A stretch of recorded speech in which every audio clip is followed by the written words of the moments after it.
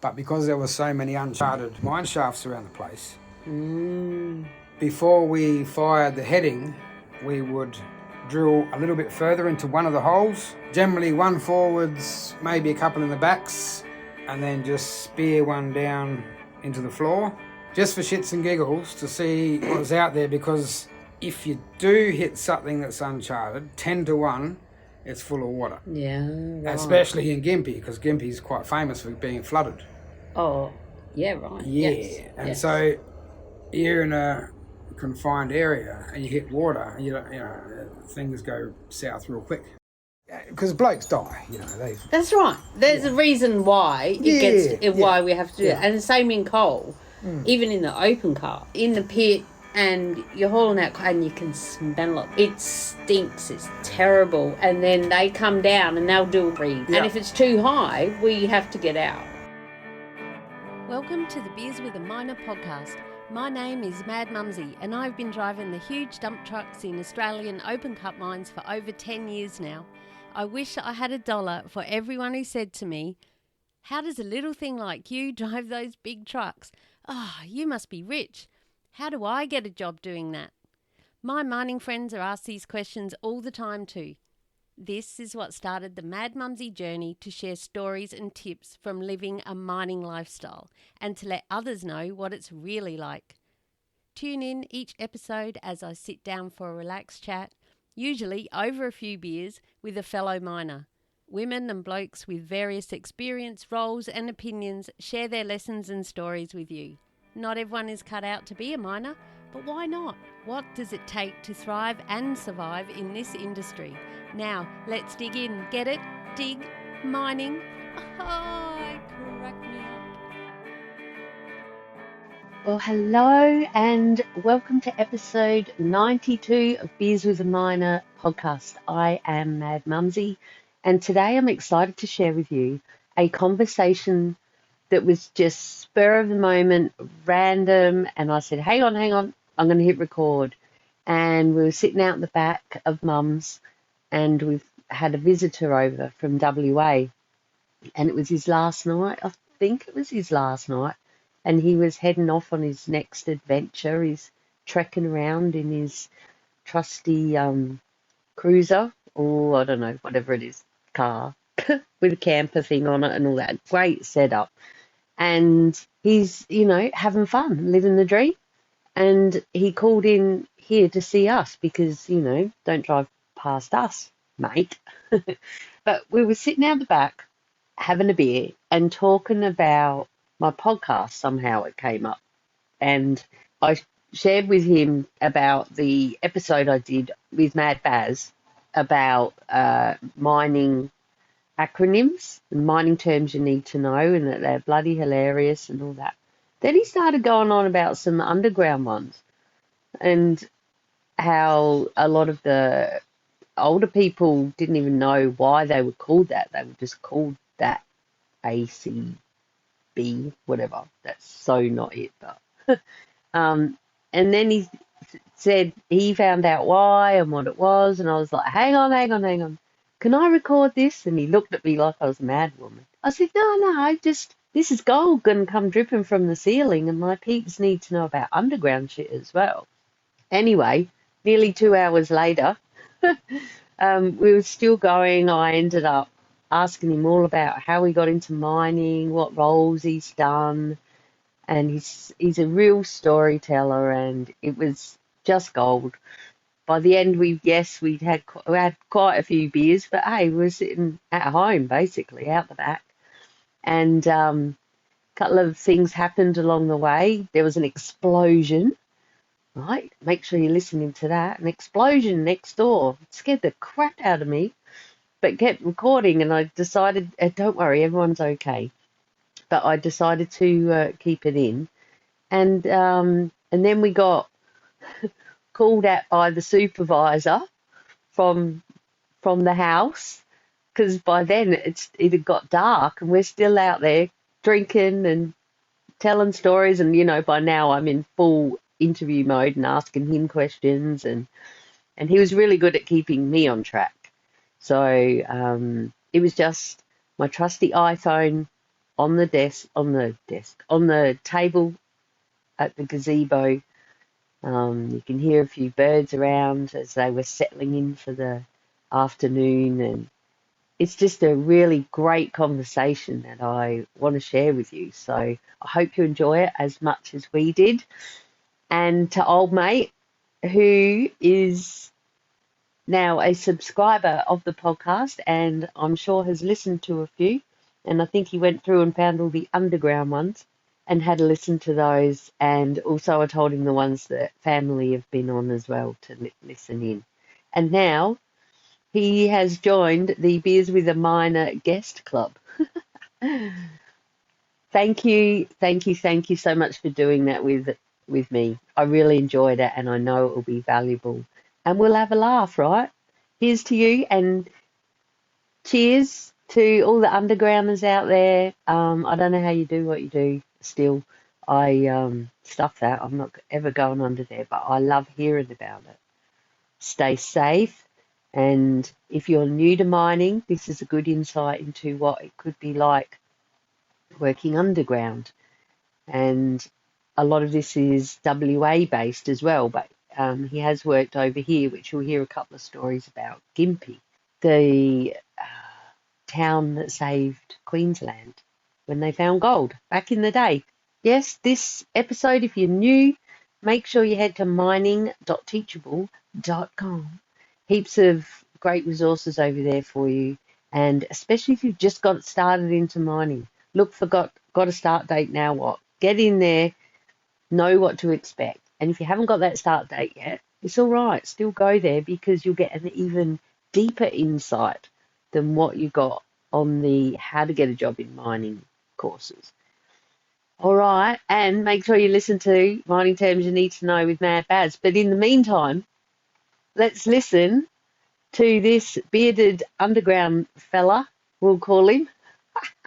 Some of you may know him, especially if you are from WA, or you know my family.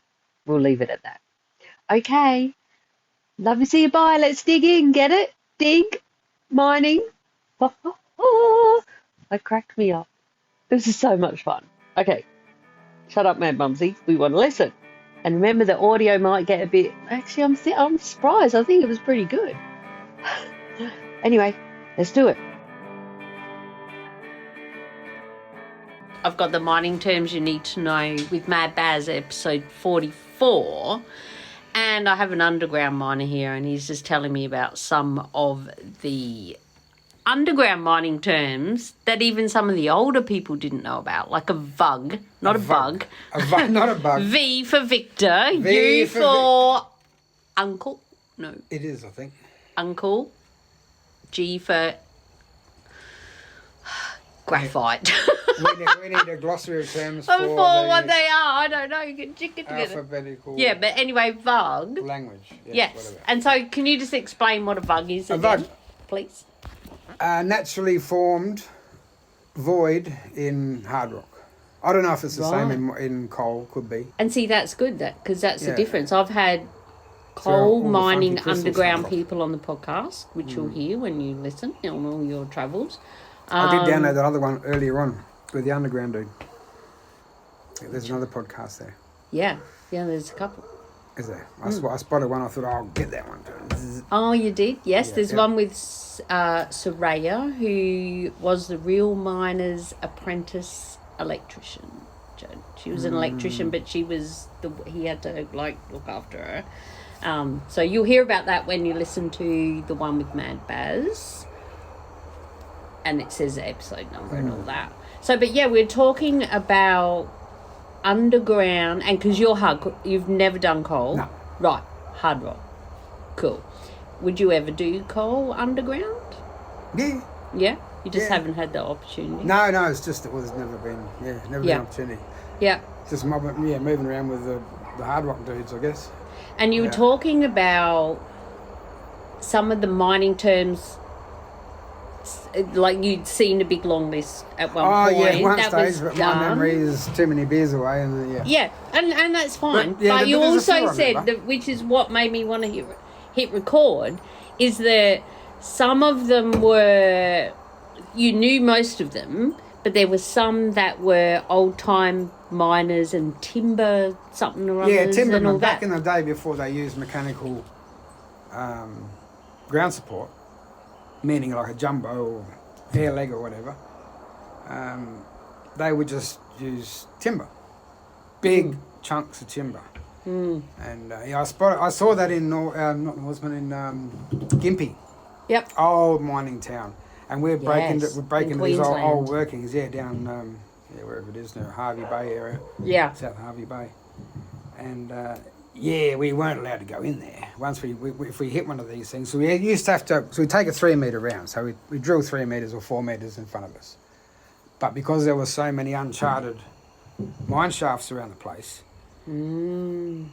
Before we fired the heading, we would drill a little bit further into one of the holes, generally one forwards, maybe a couple in the backs, and then just spear one down into the floor, just for shits and giggles, to see what was out there, because if you do hit something that's uncharted, 10 to 1, it's full of water. Yeah, right. Especially in Gympie, because Gympie is quite famous for being flooded. Oh, yeah, right. Yeah, Yes. and yes. so you're in a confined area and you hit water, and things go south real quick. So yes, that's what we did. But anyway, we did break into a few old workings. Thankfully, didn't have any water in them or much. And one of them, I walked down one day. It was just it was an old had old railway lines in it from when they used to cart the ore and shit in their little buckets. It had this timber that was, you wouldn't be able to do it on the surface these days. It was just perfect. What are you saying? We can't do perfect shit on the surface? It was just like, no, I mean, like if you're building something, I just don't see that craftsmanship anymore. Oh, right. You know what I mean? Old school. Yeah, old school. And working with wood. And they're down there, and it's underground. and it's a case of, no one's really going to see it. It just needs to be strong or, fit for purpose. Yeah. Who cares what it looks like? But it has to work and not fall down. Well, that's right, yeah. But, it can be a little bit wonky over there or whatever. But this drive was just perfect. It was a string line set up, and I looked at that and I thought, yeah. And that's where you see some of the old miners, that their work is like, next level. Yeah. The young ones don't seem to give a shit so much. I guess, and it sort of gets getting bred out of them, or out of us too, The old miners had a lot of, respect for the rock, I guess, and also their work ethic. And do you think technology has something to do with that? Oh shit! Yeah, now the way we do it, it's just rattle, split sets go up. Mesh. If the mesh is a little bit wonky, who cares? But it should be all from a certain height from the ground, because that's like a regulation. But people are just not quite so pedantic anymore about that sort of stuff. Yeah. And I was. And I used to I'd stir him up for quite a bit. You need to remesh that. And then the foreman would come down, old school foreman, and he would always pick on, that sort of stuff, which is good. Pick on what? That it should be remeshed? Yeah. You can go, you always go above and beyond the ground support standard. You can't take shortcuts with it. But even if you've got to put on extra mesh, you just make it look like it's not an extra sheet of mesh. It should be, it's part of the... Right, this is what we meant to do. Yeah. Make it look nice. And then nice means tidy, and then tidy is, you don't trip over shit. Well, roll up hoses, shit like that. Oh, right. I remember when I interviewed a couple. I think all the underground miners that have been on the podcast, how uneven the ground is under there. Oh, very, yeah. And there's shit everywhere and trip hazards, and there's I can't remember the words, but I was like, really? I thought it would be just nice and flat and lit No, up yeah. and all, Some and of them all are. the things. It depends. It And maybe depends. some bits of a mine are, but the new bits aren't, or the old bit that you're moving away from and going to the next Yeah, part or whatever. yeah. And so what is it that you do? What do you operate now? Or Nothing. when you nothing Absolutely zero. Other than your beer can. Oh, no. hang on. No, now. Even when I was working, I operated nothing. I operated a biro, a disto. What's that? That's like a laser measuring device. Yeah. Just turn it on, little red dot goes over there, press the button, and it tells you how far away you are from whatever that red dot's hitting. Yeah. But yeah, what else did I use? That was about it. Oh, and of course, my job was also to take temperature readings around the mine at times. Well, But when you were jumbo operator? yeah, I was a jumbo operator. I was a So charge isn't up that operator. something that you operate? Yeah, What does yeah. a jumbo do then? Just drills holes, basically. Drills holes, puts up ground support. That's more than just taking Yeah, but that was my last temperature. job. My last Oh, job. your last. Yeah, and before that I was a jumbo operator. Before that I was a loader driver. Before that I did a bit of long hole drilling, and before that I was on a let's say charge up loader, truck driver, IT, forklift, and not that we use a forklift very much because mostly IT, but up on the surface. What's IT? Integrated tool carrier. Oh, so Which- not IT like technology is where my brain's going. I'm like, no, I don't think you do that. No, I don't think there's anyone underground that knows how to work a phone. I mean, a computer. So what is IT in underground then? See, this is where we need underground acronyms. This is your. It is. This is going to be your homework. To make a list for Mad Mumzie to share inside my got a start date now what course for underground people about what the acronyms are. Listen to the episode with Mad Baz first so you know where we're at. And then we definitely need the shits and giggles ones as well. Yes. Back to the IT. Yes, go. What's the IT? It looks like a small loader, but it has a... Oh, so it's a machine. Oh, yeah. Oh, all right. Yes. Yeah, they come in 1,000 different forms, or companies, or, manufacturers. Everyone makes one. Right. Komatsu, JCB, Caterpillar. My fave. Ooh, that's a not very long list. I thought it was going to be longer than that. But anyway, my brain... 3. Yeah, that'll do. Yeah. So anyway, the front of it hasn't got a backhoe thing or anything. It's about the same size as a small backhoe. Right. Hasn't got no attachment on the back. So a loader. It has a bucket. Yeah. And then you can go with the switch, pins disengage, bucket stays there, you pick up jib. And then you can jibby things around the place. What's a jib? Jib's just like a crane, like a mast. Right. It's So just- like a pole. Yeah. Yes. Ish. Extendable boom, manually extendable. Yep. Looks like a big version of a HIAB, Right. which I know sits what on the that back. is. Yep, sits on the. Yeah. It's like a munga version of that, about this size. About a beer carton standing on its edge. If you can imagine, that would be the boom. That's the size of it. Yep. Pins are in there for extending it if you have to. A little hook on the end. And then you finish with that. You park that up, press the button, pins come in, go over the next one, and it will be a set of forks. Like a forklift fork. Exactly the same. All right. Yeah. Tines, fork tines, yeah. Yes. And Oh, so the you can move tines. pallets around or IBCs or whatever. What's IBCs?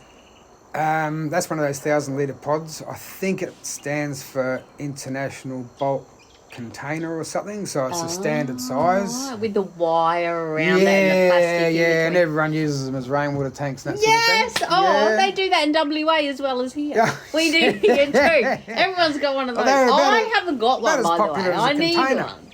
Yeah. Yeah. So that's the that's the So it's like IT. a multi-purpose tool. Exactly. It's integrated tool carrier.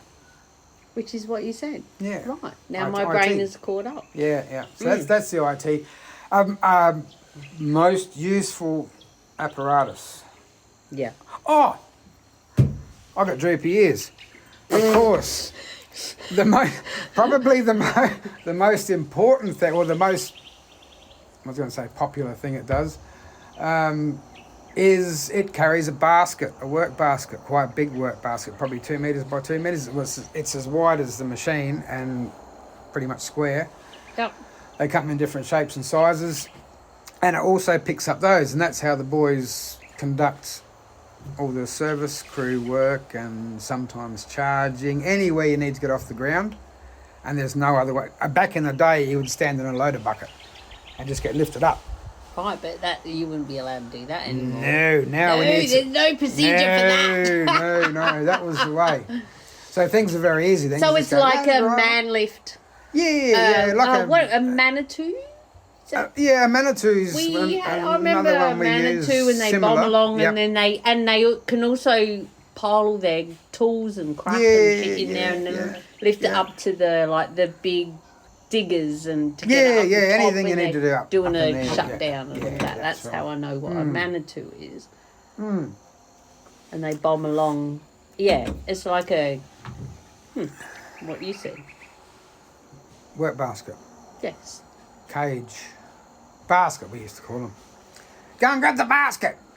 But see, like I say, it did slow things down. Well, it does slow things down considerably unless you have an incident. The loader driver's just down there. Hey mate, come up here. I need a lift. I need to turn this valve off. Zzz, up you go in the bucket. Right. Yeah. But now, oh shit, we need to turn this valve off. Floods. You know, there's shit going everywhere else. Everything's wrong. We need to get the IT. Oh shit, it's down here. Oh, and he's moving pallets of bomb in the magazine or something. Right, it's doing important business. Yeah. Yeah. But there's more important business that just turned up because we've sprung a leak down there at Right, we need to 37 stop level. the water, and the jumbo's the down blast there, wave, yeah. and he's flooding because the pump won't keep up with this busted water pipe. So, but meanwhile he's still pissing. So then you, instead of getting the loader, which is just there, and just quickly lifting you up, turn the valve off. Oh, no. You've got to get this IT. And if you're lucky to have 2 or 3 on site, that's a great thing. But generally, it's one, and one the workshop has. Yeah. Then he's got to climb up the surface or somewhere, grab the basket, stop what he's doing, and help. And then you've got to find the service crew, which are the 3 monkeys running around that are supposed to be looking after this shit. So what do you need them to do? Like, make sure it's going to work, or No, just turn that fucking valve off. or the service crew will turn the valve off. Just turn the Right, valve off. like the pumpies Yeah. on our. I'd crawl up Yeah. in the back of the ute with a stick and try to do it while I'm waiting for him. But Yeah, but you haven't been passed out on that stick. on the stick, no.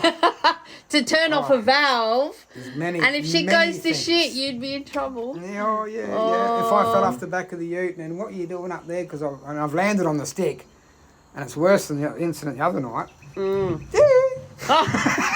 you fell off the deck here.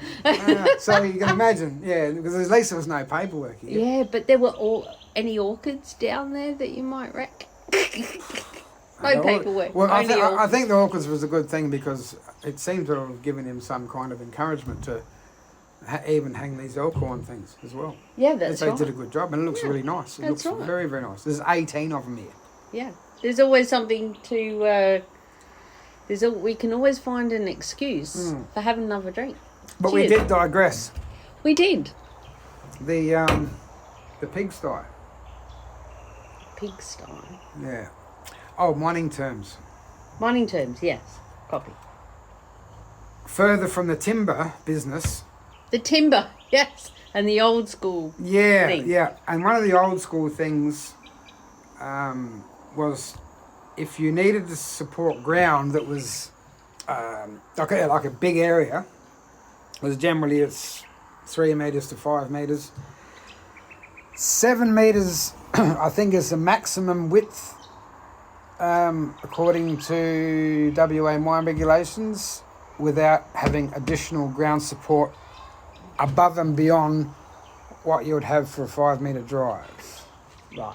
So if they've designed a 5 metre wide drive, say it's 5 by 5, it's 5 metres high, it's 5 metres wide. That's your drive or your roadway or whatever you want to call it. Tunnel. And for some reason, which there are many, it's got too wide, and it's come out to 7 metres wide. Then it's a case of shut her down, geological and engineering assessment of the area, and then more ground support will go in. And that's typically a dog. That's typically cable bolts, which are just a longer version of what we normally use. Yeah. But back in the day, when they didn't have the tools and and the equipment we got these days, to support an area like that, they would build a pigsty. And a pigsty is a very simple thing. It is, say, anywhere between 4x4 to 6 or 8 by 8. And he's just set fire some rubbish. Just sounded like a blast. Yeah, no, I think he put a bit of petrol on him. Yeah, right. It's all right because I saw the glow. I'm like, which. Anyway. Yeah, Reeves, right. it's okay. Come in. You'll be right, Reeves, as long as they haven't got a bloke screaming over there. Yeah, we can't hear any noise. It's okay. Tired in the fence. Is it? Yeah, it's fine. Is it? It's all right. You're all right. Might get a beer while we're... Yeah, palm tree. Right. Are you getting drinks? Mm-hmm. All right. Cool. I'll stop this and then I'll record part 2. Oh, yeah. We'll go back to this. We're not going to get to a pigsty. Because I do... Yeah, we will. I do the editing, so, I do it all. But if we can do it in one take, then there'll be no problems. Yeah, but no, it's all good. Now for a word from our sponsor, Julia Hartman and the Bantax Accounting Group. If you head to bantax.com.au/miners, that's BANTACS, you can download a free booklet, all just for us miners. And there's also a spreadsheet in there that helps you check off what tools you have for your trade, like your isolation lock, work boots, 7 shirts, all of these sorts of things, and you can weigh them up and it'll tell you if you qualify weight-wise to claim your trips out to work. I strongly urge you to head to bantax.com.au/miners and tell them Mad Mumzie sent you. So if you've just joined us... It's okay, we're back. It's hard to Right, we're back. explain things to people sometimes. Which is why I do what I do. Yeah, but even people taking don't. people down the hole and actually showing stuff and then trying to explain things. So you got to really, really try to make it. Compare it with something that they know. Yes. Yeah, relatable. Because saying a drift or a drive or whatever, they go, oh yeah, or a stope. Oh yeah. But if you just say tunnel, everyone knows what tunnel is. Everyone knows, yeah. Yeah, so, yeah, that's where they spend all our money and royalties. And the top of the drive is called the backs, and then you just go blah blah blah blah. Well, up there in the backs, and they're not sure what you're talking. And all of a sudden, you turn around my and you brain's look at going. it and go, huh? So the top of the backs is the top of the tunnel. Yeah, is the roof. Is so the roof. that's So why when I it's just called fucking roof. because that comes from the old days when tunnels. And we have to respect the old days. Tunnels were very small. Oh. And when you're crawling around a tunnel, what's going to happen? You're going to hit your back. Land you. Because you're like this, backs. Because you're crouched over, doubled over, cruising through there looking for gold. And so that's one of the ones that went through the ages, and it's still called the backs because of the. And that makes sense. Yeah. And to know the why behind why shit's called shit, you'll never forget that. And I imagine a pigsty was called a pigsty because someone would have brought a pig down there once and kept it for a while. And maybe. No. Maybe. But what you put a pig in. So, back to the pigsty. Back to that pigsty story. Yeah. I'm seeing that as a cage that you would keep a pig in. Yeah, so it's... And why are we doing it? 2 bits of timber. Hang on. Why are we doing it? Because we've gone from 5 metres to 7, getting a bit wide. We need to bring it back out of design. Right, copy. And obviously, the wider you get... the more chance of the roof coming down. That's right. Oh, go me. Can I get a high five for that? Go me. Yeah. We can't synchronise No, we these do it again. We did it with footy. There we go. I didn't even hear a noise then. That was really... That was like an air. Yeah, it was a bit of an airy. So you've got pieces of timber. So we'll make a small pigsty. So it's a 4x4 piece of timber, a metre and a half long, and you've got lots of them. You put 2 on the ground, and then 90 degrees, you put 2 more, so opposite. Yep. And then 2 more, and that's all it is. And then you just keep going like that. Yep. Until you got to the backs, and then which is the top of the tunnel. Which is the roof. And then you would put wedges in there. Just wooden wedges. Yep. And the great thing about wood underground is it's generally hot, humid, and wet, so the wood swells, which makes it even better. Yeah. So it gets tighter over time. Tighter. Yeah. Yeah. And you wouldn't get termites and shit down there either that would eat away. Maybe eventually. You can leave an orange or a banana skin down there, and and you come back weeks later and nothing's happened to it. True. Yeah. Really? Yeah. Yes. That's why anyone that drops food down there, I used to take a dim view to that. Why? Well, because it's not meant to be there. Mm. And then we've got bins. Yes. And I don't like an untidy workplace. Right. Yes. And these things, I spoke to people, but I used a lot more swear words when I said that. And you know, the Beers with a Minor podcast is rated as explicit. So really? You clearly he hasn't listened yet. He's going to when he I didn't know the rules. Takes off on his track. You can swear as much as you want. And you know sometimes you can edit it out like a I'm the one who swears more than the person I'm interviewing. No. But I try to say not every fucking second fucking word fucking because I have to edit it. I edited that out. And I'm not a fan of the C word. No, yeah. So that's I don't think that's place. ever made it into my podcast. No, it shouldn't either. No, not really. Because I don't know. No. That's right. But yes, I'm guilty of fucking. So workplace cleaning up you were talking about. It's also hygiene. Yeah. You know, it's confined space, so you know, you don't want, and you just don't want to look at shit lying around the place. Yeah. We do keep those mines surprisingly clean.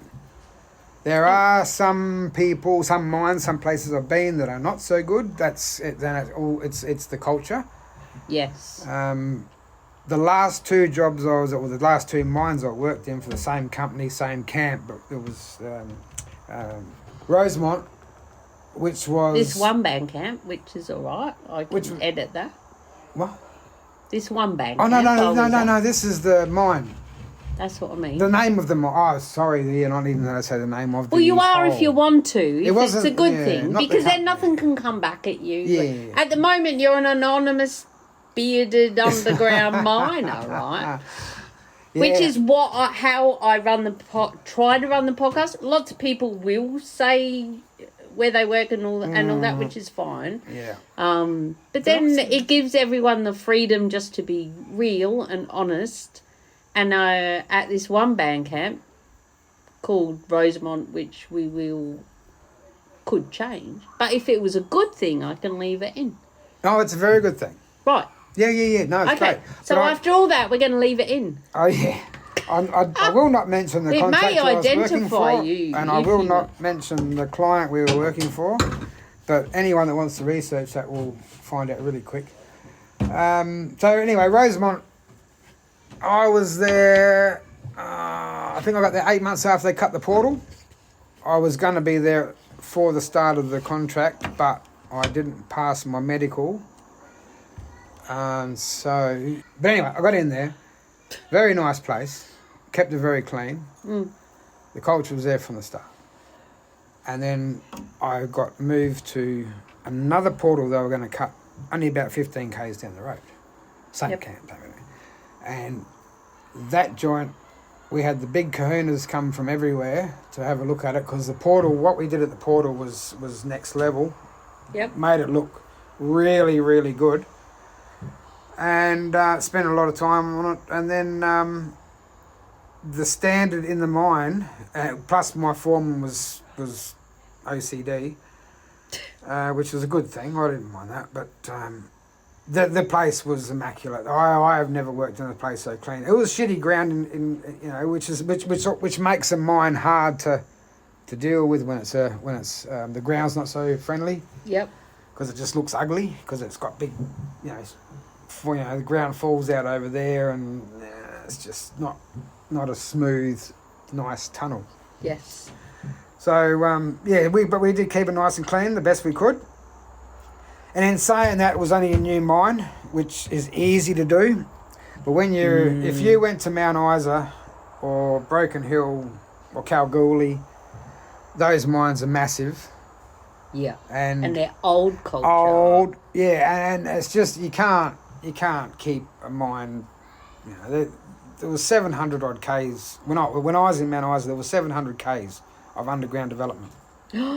700. 750, I that think. Were old ones or new? No, that's all. That's the whole thing. That's the whole shit show. Wow.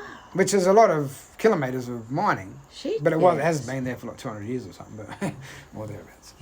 Anyway, and the place I was working at, we would have had 100, maybe. Kilometres. Yeah. Yeah. Yeah. That's a lot. Yeah. I remember going I've been from open cut one mine to another mine, and there's an emergency, and I'm the only water cart, and it's going to take me 3/4 of an hour to get there. And where are you? I'm like, well, I'm still coming, but the brakes are overheating, but I'm on the way. Yeah. And now I'm at the workshop, and now I've gone from my end of the pit to the middle bit, which is the workshop. Yeah. Now we're going to get out to the other side to where by the time you get there, the bulldozer's burnt. Yeah. And another that's thing. insane, those kilometres. Is that because my brain is... Hang on, I need to catch up. Is that because you go down, back, down... Yeah. Back, down, back... to if we added up our ramps to get down to the bottom of the pit. Well, there you go. I'm thinking of as a crow flies, but if you do it as the termite digs, exactly. It looks exactly. It looks exactly like what you'd see the ants do. They don't just generally they go down like this. Because it would fall down. We do shafts too. I've only worked in one shaft, which was Mount Isa. Yep. But it's the same principle. But yeah, generally you spiral down, and you spiral down through, sometimes next to or occasionally through the ore, but very, very rarely. And then you just branch out. So it's not just going down. That's also including all the drives that are going out into the ore bodies. To the sides. Yeah. He's got his hands out like Jesus.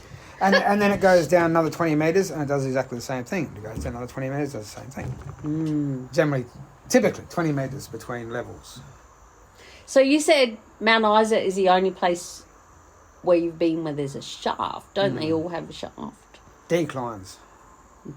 Portal on the side of a pit. So talk about portal. I was going to bring that up because we were talking about that before I hit record, I think. But what was the new fella calling a portal?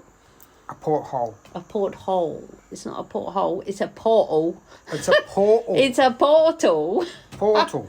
Which is where I first started down in New South Wales was a gold mine, and they had a portal. Yeah. Because they had underground and open cut. But when I was in the open cut, And I'd see that, and all I would say is, "Oh, there's yowies in there." And we used to drive past in our trucks. Yeah. And other mines, coal mines. Once I come back to Queensland, there wasn't a portal as much. I don't even know how they got down to I must where they were. I must show you a video. I've never seen this before in my days, and it happened when I was out there where we actually mined, because we went down.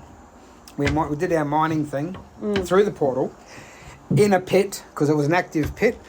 That's where I was going before, because working with surface and underground together, dealing big trucks, little trucks, and integrating. Very diplomatic approach. But anyway, that's another story. We'll get into that. But you go down, but then you also need to ventilate a mine.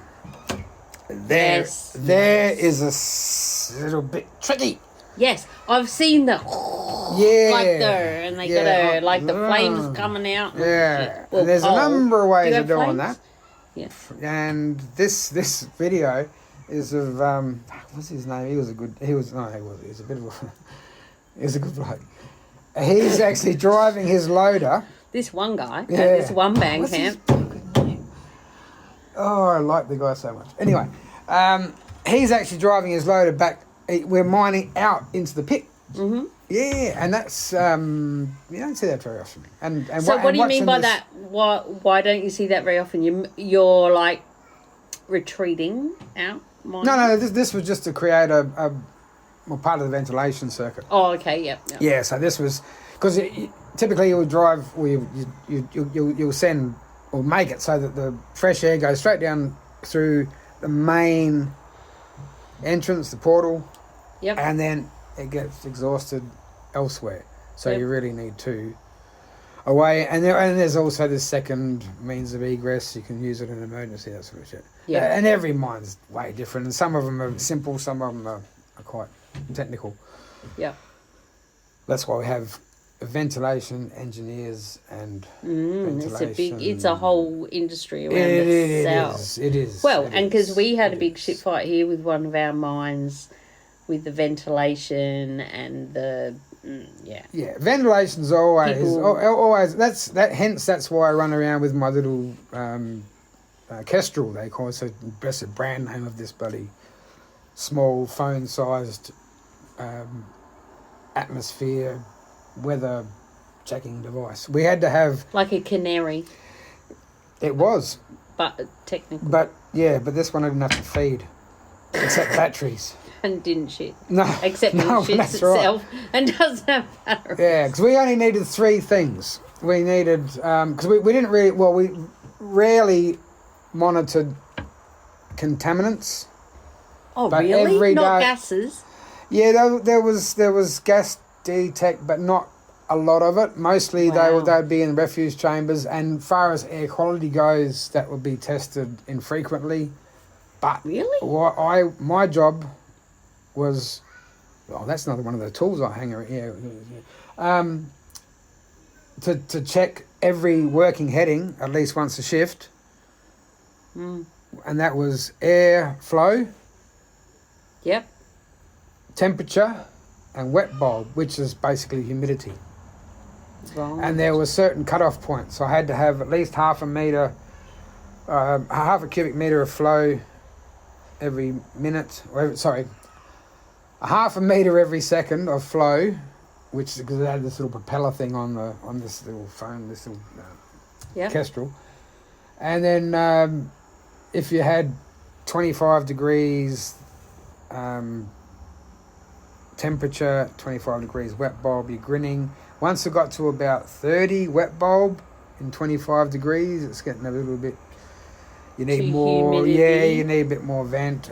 You can still work in those places under special supervision with JHA and stuff like that, because it might be a critical part of the process, as in we've gone down too far, or we've gone as far as we can go kind of thing, and we need to start working on this ventilation rise. And because it's so shit already, and then you know that last little bit, and they always seem to bring it down to the wire. Yep. You know, it'll be beautiful working there, and then all of a sudden it's getting further and further away from the last fan. We need to do something about this, and so we'd have to go off and, because they want money, and we'd have to go off and do event rise or event drive or whatever. They want production, but you need safety, or there ain't going to be no that's production. right. And it's always comes up in safety meetings. Oh, it's too hot down there, and I'd shut jobs down, and other shift bosses would shut jobs down and shit like that. Yeah. And then it'd become a bit of a thing, and then the project manager, he's getting involved. But and so we needed to keep that, because blokes die, you know. That's right. There's a reason why why we have to do it, and the same in coal, even in the open cut with the gases. I've been down, and we're down, cut through right down in the pit. And you're hauling out, and you can smell like the sulphur. I think it's sulphur, I'm pretty sure. It stinks. It's terrible. And then they come down and they'll do a gas reading. Yeah. And if it's too high, we have to get out. Because the seals and everything in the trucks are they're not enough in all the machines. You're breathing the shit. Or what about old mate getting out, walking to the truck, or the digger breaks down and the fitters have to come and work on it. And you're breathing in all this shit, and that comes down here to our OCE. He has the special reader of things. What's an OCE? OCE is the... I know OCD. OCE is the executive. It's in. You need to listen to episode 44. It is the fuck me. It is the. Oh, you've got my frogs. Excellent. I have got your frogs. Hang on, I'll have a drink. I got frogs floating in my head everywhere. I know it's executive. Open cut executive. Okay, so breaker. I'm editing this, and I told you we'd had a few by now. Of course. Everyone knows the OCE is the open cut examiner, not the open cut executive. I think, Mad Mumzie, you were thinking SSE, Site Senior Executive.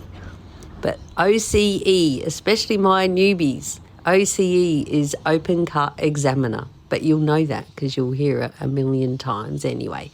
And this is why you need to listen to Mad Baz episode, I'm pretty sure it's 44. I'll leave a link in the show notes, which will be madmumzie.com/beers92, the number 92. I don't think I remember later that it's actually OCE. And we just keep digressing, don't we? In the middle of a story, and then that points us off to somewhere else. But it's good that our bearded underground fella, who I'm sure you love as well now, knows how to bring us back. Most times. Oh, my God. Okay, OCE, Open Cut Examiner. Right, back to it.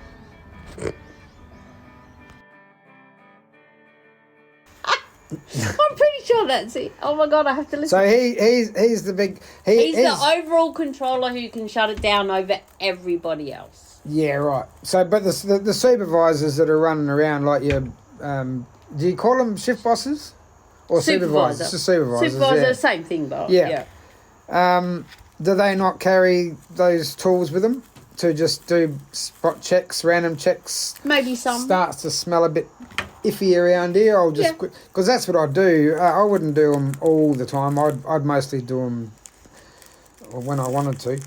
But we're not underground either. Yeah. And we had also but when it gets lightning, a bit gnarly, that's lightning. When oh, yeah, we had the same, you had to get up on the highest dump and read the lightning. And we're like, mate, you can see the drills are in the bottom of the pit. Yeah. And they got their masks up and shit. Oh, I always used to shit myself for them.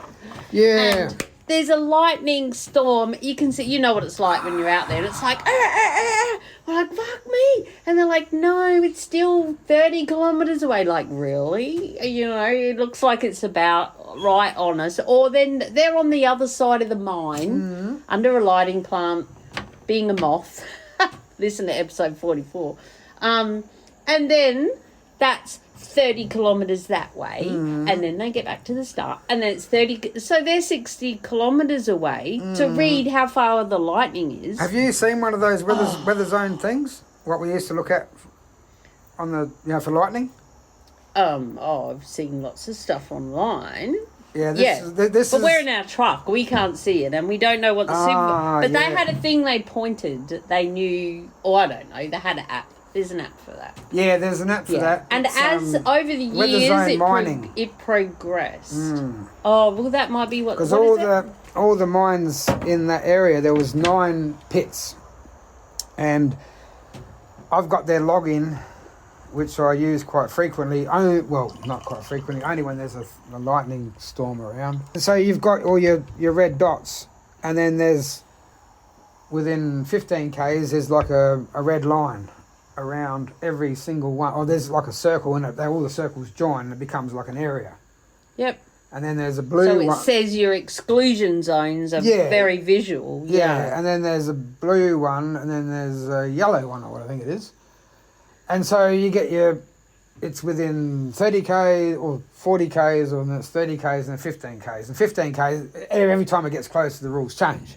Yes, of course. Yeah. Yeah, because there's procedure And this for that. thing's just too easy, and we would see this. That's probably what we have as well, I'd say. Yeah. I must find that out. I'll get on. I can do that. Yeah. And it's definitely Open Cut Examiner. I can't believe I didn't. That Open Cut shows I've been Examiner. out of mining for a couple of years because it's not inbred in my. But they're the OCE. They have the overriding. But as I was coming out of mining, and I know they're doing it now, a lot of the supervisors were being trained to be OCEs. And we didn't like that because they've got they're not independent. They also know the production requirements that they're getting pressured by above management. But an OCE is just all about the safety. Do you have foreman? Yeah, we have supervisor. And then next one is? Superintendent. Ah, yes, that's right. Yep. Yeah. And the next one? Next one would be the, what would that next one be? The mine superintendent. Mm-hmm. And then the SSE is the top of the wazza, site senior executive. He's the one who goes to court when it all goes to shit. Really? Mm. Guess who the one is that goes to court in underground? Who? Me. As what? As the direct supervisor. Yeah. And the foreman, totally out of the loop. Foreman being above direct. He's the one. He's the one who told you what to do. He's the one that looks after all the super. He gives me the grand plan. So if you're the supervisor, your foreman would be like our superintendent, who looks after all the supervisors. Who knows who liaises with all what the plan is from the engineers, all the geos, all the survey, those people, and he knows the big plan like for the next month and beyond. Yeah. Whereas my job was to get the information from him and basically and when it goes south, I'm the one that goes to coroner's court. He doesn't. Really? Is there no accountability for And then above? the one above him, who is the project manager, he don't go, and he's the one that tells the foreman that we need, we need. Because it goes downhill. But he's more of, he more works with the client, as in what they want and how they want it done, and he looks after the logistics of the mine and that sort of stuff. And then above him is another one that holds a ticket, and he's the mine manager. Oh, we have a mine manager too. Yeah, and he's the one... Before the one, SSE. Yeah, mine he's manager the one who'll before sit SSE. in court next to me. Right. Because at the end of the day, me and him are the ones Yeah. that are kind of in the like the kangaroo. Yeah, well, because you're the immediate in controller person. That's right. I think here would be the same. It would be the in charge supervisor, but I think it goes right to the top, to the SSE, and they've been. I know the CFMEU have been fighting to make them accountable. Yeah. To make sure, because everyone has to be passed out on all the things, and you've got to make sure that everyone's doing everything that they're meant to be doing is your job. Yeah. And we've had, over here we had that many deaths and everything in the last 5-10 years now, I suppose, time's going on. And the SSEs, nothing was happening. They would just change the rules, change the SOPs, change this, change that. There was not enough accountability, but now the last couple of deaths, it's they're going through, and then there's high court challenges and all sorts of shit going on because they are making them be fucking accountable. To make sure we're all safe. Exactly. It's their duty of care. Yeah. And it's our duty of care to be safe. It's our duty of care to make sure everyone else is safe. But it's also their duty of care as the head of the whole shebang to make sure we all are. And so when it comes down to it, ultimately they're meant to be the ones that are accountable. That's why. So why would you want to do that? Oh, I don't know why you'd want to be one of them. That's what I'm no, I'd rather sit here and have a beer. I'd rather travel around the country. But it's not that hard to do. I never struggled with shift bossing at all. It was an easy job. I couldn't believe what they were paying me to do what I was doing. But in saying that, there's a lot of shift bosses out there. Not saying I was a good one, but you can say it. But it's where was I going with this?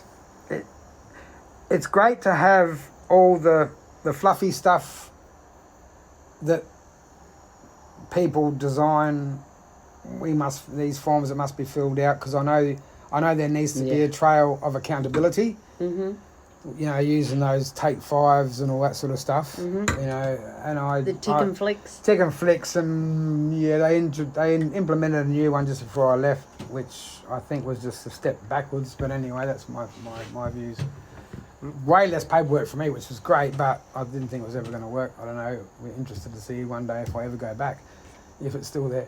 But at the end of the day, the bloke that goes and visits people on the job, what they're doing, the one that's in charge, that runs the whole shit show, is the one that I think should be responsible. Because night shift, I've got 40 blokes, well, that's including the surface, the fitters and stuff. There's no one else there. And you're pretty much running the whole shit show, and you've got to make decisions real quick, not only from production wise but also safety wise. People on the radio, copy shift boss. Oh, for fuck's sake. Is that what you call shift boss? Yep. Do you have a number? You don't have. I suppose there's only one of you, so you're the shift boss. Copy shift boss. Anyway, what's going on? And when they say, can you come and see me? I think, for fuck's sake, because a lot of it's short calls. Do you know where this is, or you know where he is, or what heading you want me to go to next, or that sort of thing. That's okay. That's production shit. But when he says, I need you to come and see me, for fuck. Shit's gone down. And then you don't want to say it over the radio. No, that's right. And then you go down, there's a ute line on the side, and it's like, for fuck's sake. And you've got 12 hours of paperwork to do above your 12-hour shift. Yeah.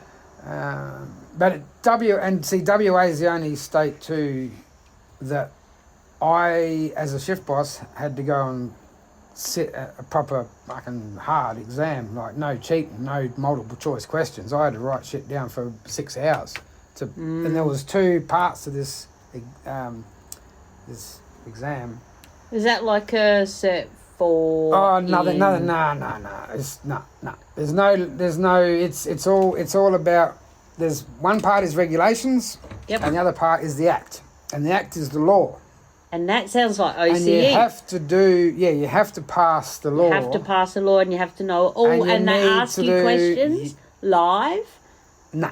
They did that for the OCE. Nah, they have like a 3-panel people drilling you on the law. Changing. Like, that was that. We used to have that if people were, which a lot of miners are, not so good on the pen, scribing. Some of them you can do it as you can have a scribe with you if you can't write very well, and you tell them what the answer is. And it's good that mining allows for that. I've seen that. If you get even worse than that, you get almost there, but you're not. They look at your answers because it's not really when you do the regulations. It's not answers so much as in what happens here, and it's a bit of a story you got to write. Yeah. Like they'll say, okay, a truck's caught on fire. On this level, you've got the call at 3 o'clock in the morning. What do you do? Oh. And then so you've got to write a big long story, and the whole thing is you've got to incorporate all the regulations. I've secured the scene. I've got a fitter down there with a bloody torch going. Got the fire extinguishers there. Blah blah blah. And then you've got to go. Not only what you do, like evacuate the mine, call an emergency, that sort of thing. Make sure ring up mines rescue. Blah blah blah blah blah. Yeah. And then there's also the follow up to it all. How would you cope with that? What would you do with that? Yeah. So it's a big thing. It took me a couple of months to study it, and very few people pass it on their first crack. But they are now going, I believe, onto more of an online thing because a lot of people just can't be fucked. Did you pass it in your first crack? Surprisingly, I did. Oh, give me a high five! We missed did it again. I knew that you were going to say that. Because it's in your bones. You can hear it. It's in your blood. Yeah. Yeah. No, I did. I was a little bit surprised. I didn't think I went all that well. But there is, like the law. There's 4 questions that you have to know, and you have to pretty much write them out verbatim. And then there's one in the regulations. There was 10 reasons for. The 10 things that are reportable must be reported to the mines department. 10 incidents or events, which was easy because it was a 60% pass at 100. So there's 100 points for each exam, and you had to get 60 in each to pass. Yep. Back in the day, they used to tell you your score. When I did mine, they weren't telling you what your score. You either passed or you failed. Oh. So I never really found out how well I did. If you just snuck in, or if you smashed it, like right. I want to know. Or if I just snuck in, I don't want to know. So there was months of writing down all these 4 questions until I knew those, and then you can probably sneak through the last, 15-20% of it, and then pass. So anyway, I did all right. I didn't know that. So how long ago was that then? What's that? Well, when I did that, 2013. Oh, that long ago, right? But I didn't start shift boss until because you didn't, did you? No, you didn't I started want the jumbo. No, so you'd already passed it, but you were happy on your jumbo. Didn't want all that. That's right, and I would have still been on the jumbo if my knee wasn't fucked. Yeah, because my knee played up because up and down the steps all day. Yeah. It's only 3 steps, but pretty much vertical. And after doing that for 16 years, and just, I guess, walking around on uneven ground all day and things give way. But since I've been off the drill, that left knee's good, and now the right one's playing up for some reason. Right. But anyway, it's all the getting in and up and down that's in your old. camper van while you're travelling around Australia. No, it's not. I'm far from fingered, but I think it's just age now. And so, what did you prefer out of all the jobs that you've done? Everyone likes playing with explosives, so that was fun. and was when I started, because we were actually lighting the fuses in those days. We weren't using electric debts, so that was a lot of fun. I liked the loader. I reckon the loader was good, as I was quite good at that, surprisingly. The jumbo, not so good, but could hold my own. I was too pedantic, too fussy about being neat. So that slowed rather than production, getting your numbers up. You know, it's nice to drill holes, but they need to go in the right direction. People get away with some shit idea. Fuck. Anyway, that's another story. But the jumbo, and of course the jumbo. When I left that place, I get $1,800 a shift for 1 day. 1 day on a jumbo. 1,800. Is that's Pretty, gross? And then the government takes. Government takes depends on your setup. Yeah. Yep. But fuck, that's a lot. Because that is the highest tier as an operator in underground. Yeah, it's like a digger, I suppose. Is it? Not sure. I think maybe dragline. Oh yeah, but anyone that's on that can tell where to dig dirt. Loading units get the most in open cart. And the more you can operate, the more you get. Usually, you have level like 1, 2, or 3. And then you go to a shift boss, and you're still getting good money, but you're probably getting 2/3 of what they're getting. So it was less than jumbo operator. Yeah, because you're not on the tools, you're not sweating your box off, and you're not dealing with the shit. Except from above. Believe management. Me, it's not. And easy. the crew. It's fucking hard work. What, jumbo? Oh shit. Yeah. So tell me why, because the drills that I know are open cut drills, and they're flat and they're on the surface, and they don't have. And I have interviewed Matt on my podcast. Find that when you're travelling. He's jumbo operator, WA. Also has another podcast, Life of Mine. And he's been on my podcast and I've been on his.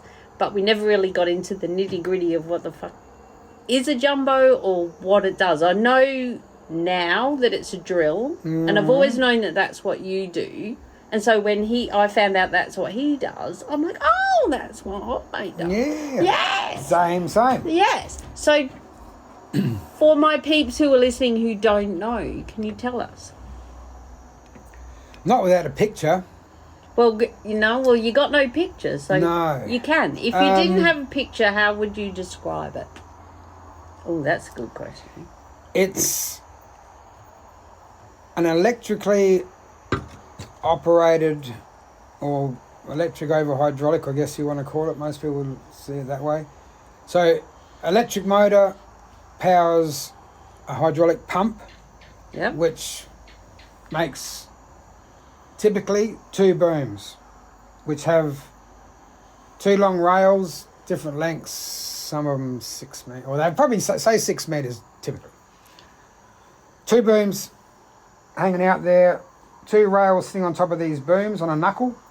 Yep. So they can move in pretty much any direction. Said to me once that it looks almost like a praying mantis. That's where my brain is going, but I thought I'd wait until after to say I'm thinking praying mantis with the legs out the front. Yeah, that's right. It's little legs, and they go 2. any direction. Yeah, and so it's not 1; it's 2. There is single boom jumbos. There are 3 boom jumbos. Oh, true. Yeah, okay. I've never seen a 4 boom jumbo, but I imagine that someone's got one. Have somewhere. you operated only single and twin boom? Yeah. Not a 3. Nah. Right, why are you on my podcast again? No. Because they're mostly overseas. They use them a lot. In Australia, no. And we also do things with our jumbos in Australia that are pretty much forbidden overseas, which is rattling the ground. Oh, giving it a bit of a tickle up. Yes, and they...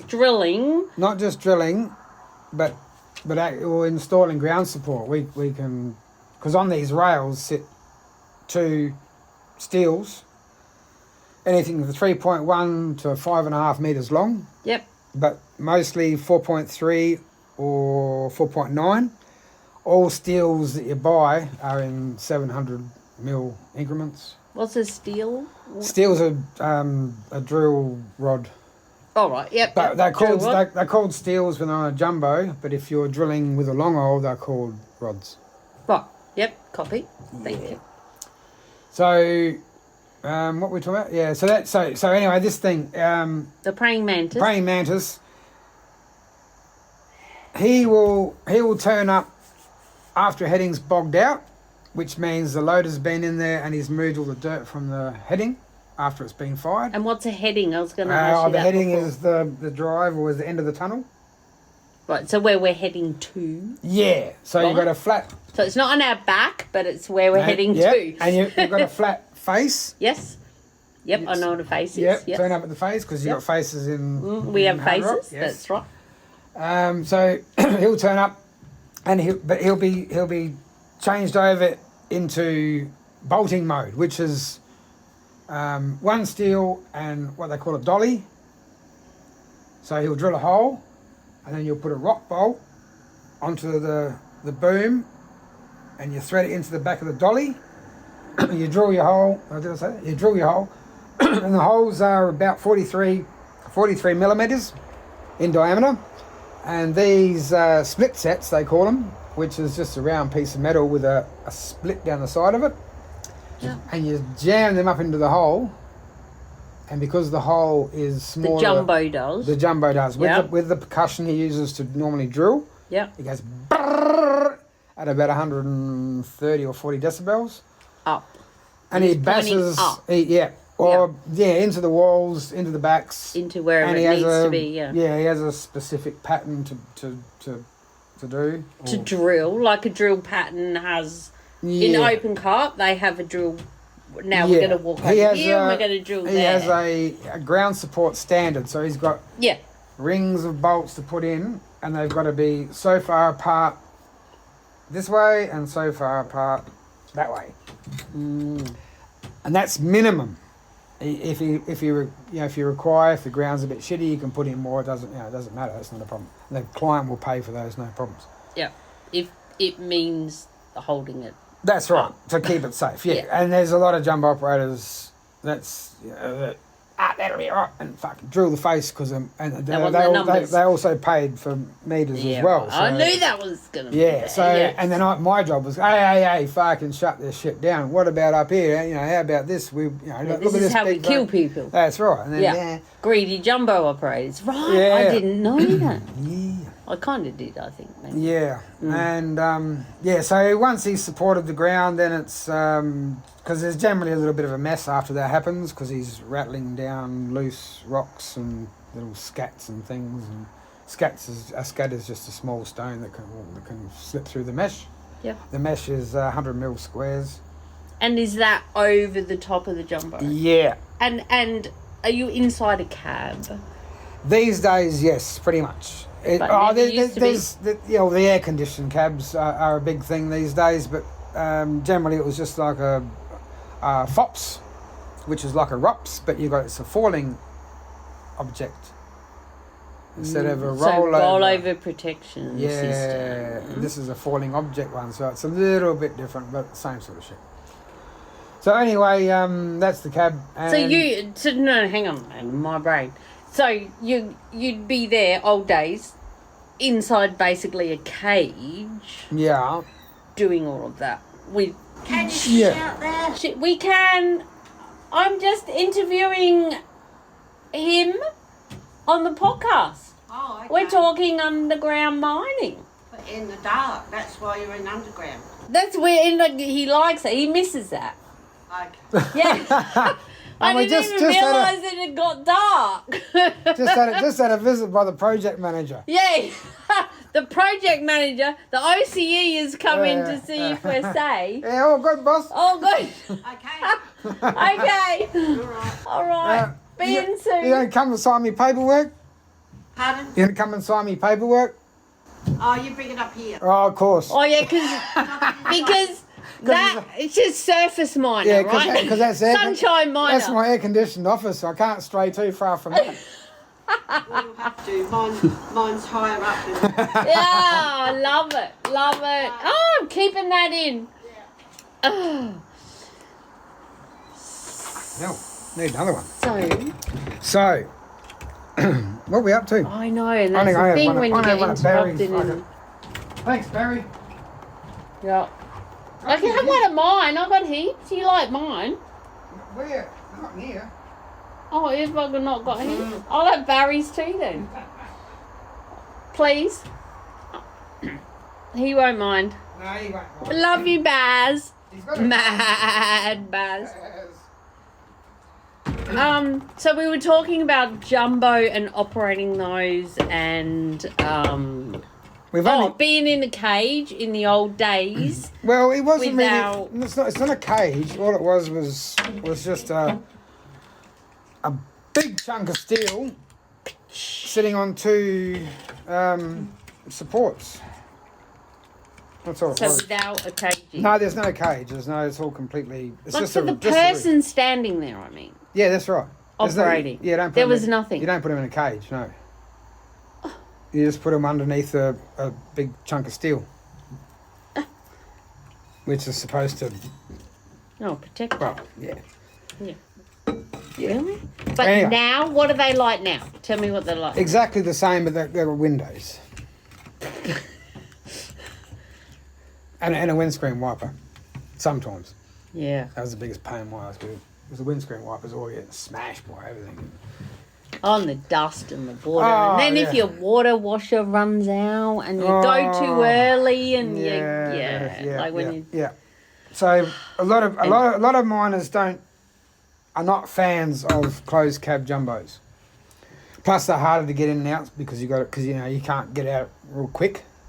If shit goes to shit. No, just to get your job done. So why do you have to get out of the jumbo if you're just like going up there like because a drill? They don't get out too often. No, someone needs to put the rock bolts onto the boom, and that can be 33 bolts for a heading. It might be 3 rings of 11 bolts or something, or it depends on the mine. Yeah. Yeah. And do you have a jumbo assistant? I think there some is, isn't do, there? What do they call don't. them? There's a name for that. Well, nippers. Matt told me nippers. That. Nippers, that's it. But I used to call them fluffers. But anyway, if you're lucky enough to get a fluffer, that's a good thing. But or a nipper is the official A nipper term. is the official term. Yeah. That's a good thing. Some mines you're blessed with that, others. And so not. what is their role? Because my listeners would see that role advertised. They are there to make sure that jumbo operator never has to get off his rig. So everything. They do all the things. They just run around like a blue ass fly. They run out all the hoses, hang all the cables, sort out pumps, set up the headings for him before he gets there, so all the mesh and the bolts are there. Otherwise, got to drag it down past the drill. So while he's drilling the face, they jump in the ute and to the surface and off to the next heading, set that up, and then when he gets there, it's all ready to roll. And then he helps them de-rig. Wind up all the hoses, wind up all the cables, and there's a train. We need a cheers for a train. Hey, we like trains. Cheers. Toot toot. Toot toot.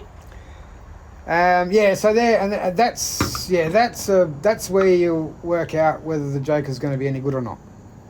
The nipper. Yeah. The fluffer. The fluffer, because that breaks. Are they going to have a crack or not? Yeah, that breaks most people. And do you see that as a good grounding 100%. before you become a jumbo operator? Oh, there's years to go after that from a nipper. Oh yeah, no, there's it's what else? What else would you do? Well, from a nipper you go onto a truck, and then from a truck. So you don't just go from nipper to jumbo. Oh shit, no. Oh no. It's like a fucking apprenticeship. Yeah. Because you can't be a jumbo operator. You can deal with the god that is the jumbo operator. Like That's a right. dragline operator. And those jumbo operators, when I was shift bossing, I left them. I would try to. I didn't want sookie jumbo operators. I expected them to run the mine or run their show. Yeah. With their nipper. With their nipper, and if there's a problem, come and see me, and I'll go visit him when I'm, supposed to go and see him, like my statutory obligation. Yeah, your duty of care. Well, that's right, to go and see him, and I do that. But I would make sure that they weren't one of these sooky ones that would. Oh, I haven't got me plans. I haven't got me plans. Oh, fuck! You ain't got your plans. You know. But that's a big deal. They need the plan. They do. You can't drill without a plan. Right. I've heard our drillers. Yeah. The plan isn't cut. So there's that's not some, being a sooky jumbo operator, is it? Well, yeah, sooky, disorganised, relying on other people. Yeah, let me know if you haven't got your plan earlier. Because they are the ones. They are the ones that are making money. Yes. For the mine. They are the god. They're it. That's right. So they reckon.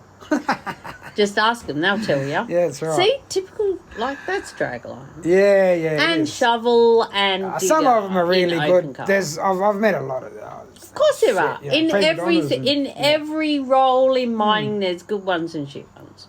For sure. And for my listeners, what do you want to be? Do you want to be a good one or a shit one that we talk about? But some people don't even want to be there. They're quite happy. I've met a lot of blokes who are just quite happy, just nippering. They're just young and fit, and they just reckon this is the best thing ever. Yeah. And they haven't seen the other bits. The rest of it. Yeah, they haven't been there long. Nah, not really. But and even blokes that they just see the money. Yeah, that are good at it, and I know that they're not going to go very well anywhere else, and they should sort of stay a nipper, and they can eventually go somewhere. But the company likes to promote them, which is a great thing. But if they don't want to be promoted, and they're really good at what they do, and they're not going to be good at the next job, and they don't want to do it, why don't you just give them a little bit more money to stay and be the best freaking nipper, and be a nipper it is that can train the next nipper? Because this is where another little problem I used to have to deal with was great. I'm all for promoting people. I reckon that was the best thing ever, because the more people on my crew that could do the more versatility. Versatility, exactly. Yeah. For hot seating and all better that for shit. me. So I was all out there for promotions, but now I don't know where I was going with that either. About nippers being trained by new and when you get a good nipper, nippers. And then they send in the service crew, and you don't want to do it, and then you might have colour shit nippers, and they'll train the new nippers, and then that little gene pool becomes less. Oh, they train them to be shit nippers. Well, they're not as good as the good one. The good one, he knows all the tricks, and he's been great at it. But he's moved on to another level. Yeah. And the other two that don't want to be nippers, that want to go on a truck or something, and then just hate being a nipper, they train the new nippers, and therein lies a bit of a training gap. I can see that would be an issue. Yeah. Sure. So there was that. And what were we talking about? Oh, that's right. Then the jumbo. So he's put in his rock bolts. And then what he does after that is he gets a bit of a clean-up, because all those rocks fell down. Yep. A clean-up. Who does the clean-up? The loader. Yep. So right, the face from as low or grade line, which is, or not the grade line, the floor is all nice. Everything's beautiful. And then he drills the face, starting at the bottom. And then in the bottom holes, generally we put what they call lifter tubes in there, which is just like a PVC irrigation pipe. Of about 45 millimetres diameter. Mm. Because as you're drilling the face, rocks fall down. And if you haven't got a piece of tube, probably about 1 metre long, in those holes, well then charge up comes along, and they've got to dig and try to find these little wiener holes. Mm. So anyway, so you're not drilling like one big hole that is the tunnel. No. You're drilling a shirtload of holes. A shirtload of holes. If you were to look at a face, or to look at a wall that was 5 metres by 5 metres, yep, the holes would be about 900 apart, which is say 3 foot, 900 apart, all over the face. Where the backs are, the holes are a little bit closer together, because you use low impact explosives in the back, so you don't upset the ground too much. Yep, which is at the top. Yep, and the walls. And then in the middle of it all, you drill what they call the burn, which is one small hole, and then around that small hole, the one right in the middle, which they call the shot hole, there's a series of 100 mil or 4-inch holes around that. And so when you press the button, all the dets that are in the face are all on timers that are inside the detonator. And the first one goes off instantly. And because it's got these big holes around it, that gives it enough relief to make a small hole. If you know, do you know what I'm talking about? Yeah. Can you understand? So you're getting rid of that bit to make that bit. Yeah. So when that first one goes off, because he's got these big holes around him, the rock's been weakened that much that if you were only to set off that one, you would end up with a hole that would be, say, half a metre by half a metre. Yep. And then if you're really quick, like a half a second later, then another hole next to it will go off, and that will fire the rock into that void that's already been created by that first hole. By the first hole goes off first. Yeah. Yes. And then that goes bang, and then the one completely opposite to it will go off next, and that makes a bigger hole. One above it, one below it, and there's a bigger hole. So it's just sort of stripping the ground into the void. Into the void, which is the first hole. When the shot hole goes off, and those reamers are there, and you've created like a cylinder right to the end of the face, or like 3 meters long. Like into the next. Into the rock, yeah. Yeah, and so do you? I know you drill the holes, but do you do the drill them like the blasting part as well, or just when the mine's young? Yes, there was only 5 of us, so we all did everything. Yeah, right. Yeah, but in a big mine, jumbo in a big mine, you've got a whole different. Someone else will come in. One of the boys. Yeah, he might even be a loader driver. He could be a service crew guy that wants to learn. But you got to charge up crew. Normally, so the charge up crew come in after you've done those special holes that you just. That's right. Described. Once you've then where do you go? Just back out while they do their shit, and then you do the blast, or they do the blast. They do the blast. They do. And then the loader comes and cleans out that's the next one, and then you go in and do it again. Exactly. And ground support. So that's all your rock bolts. Yeah. So it's just a support what you've just blasted.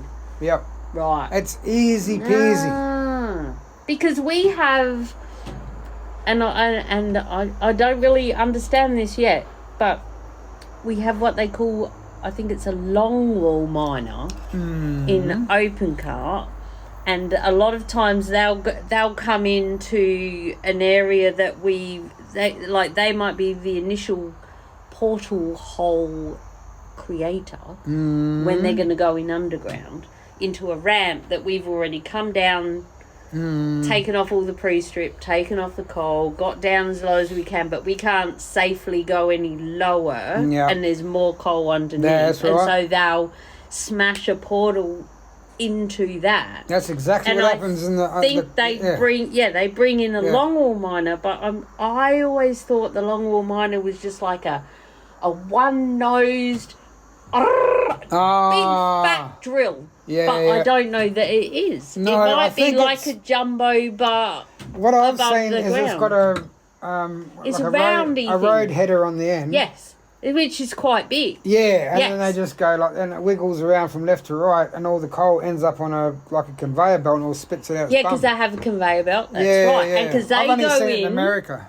Well, we have them here, and they go in rather than the people go in. Yeah. Or sometimes they'll go in and then the people go in after they one I saw, he sat out there and he was on remote control. And I remember he's old, because only one of those shows on telly, and he reversed back and he ran over the trailing cable, which is because obviously electric. Well, you don't run over the cable. No. And that's the same with us, because it's the same thing. We've got a trailing cable hanging out the back of the jumbo, connected to 1,000 volts. Yeah, right. And running over one of those. So because production, and plus they're about $170 a metre. Yeah, exactly. And it's like when you work around or more. an electric shovel as a truckie in the open cart, because normally most of the machines are hydraulic, but they're a lot common here is the electric rope shovel, which is like a drag line pretty much, but smaller, and it goes that way instead of that way. Instead of going scoopy that way, it scoops that way, loads it into us. They have a big cable that comes up the guts, and so, don't run it over. Oh no! And they double side load, so you come up and you've got to see which side of the trucks, and they don't always double side load. Depends if they're in the corner. Like, there's an art to it to know where the fuck to go. You're sitting over that side, and he's sitting there with his bucket out, like, where's my fucking truck? Oh, it's over that side. Oh, whoops, stuff that, you know.